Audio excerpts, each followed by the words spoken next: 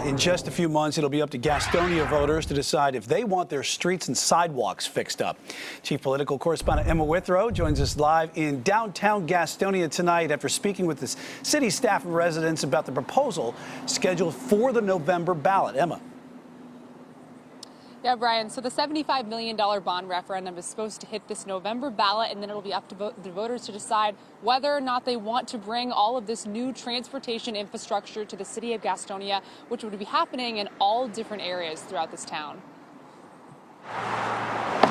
That sound you just heard right there is all too familiar for residents here in Gastonia. You can be up on the potholes before you know it. So that damaged the wheels, and they have to go back and try to get new wheels to put on, and then sometimes they cannot find matches, to go with them. The constant issues that potholes and bumpy roads cause has led residents to demand solutions from the city, which is why Gastonia city staff came up with the plans for this project, but wanted the voters to ultimately decide whether or not the city should borrow $75 million. Every 5 years we have a company that evaluates our streets just to see, how they're doing.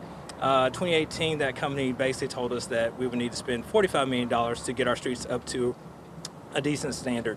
And so certainly as you look at 2022, we figure that $45 million number is probably much, much higher. So therefore that justifies the need. But resurfacing would be critical, and it would be throughout all parts of the city. Melody Brady, assistant city manager, explained how the city would pay back the $75 million over the course of the next 20 years. The hope is through growth. Our revenue growth is strong right now in Gastonia. We do have a property tax revaluation coming up, and the hope is through growth, and that way we would not have to increase existing revenues.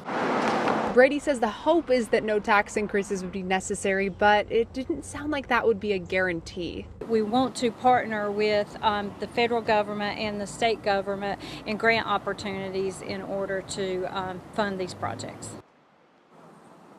As for which exact streets and what areas will get renovated and repaved, there's no definitive answer on that yet, but city staff said they're open to any sort of input and feedback from the public on which areas they would really need to focus on if this does get passed. Now, as for it getting passed, we're just going to have to wait until Election Day to see what the voters decide.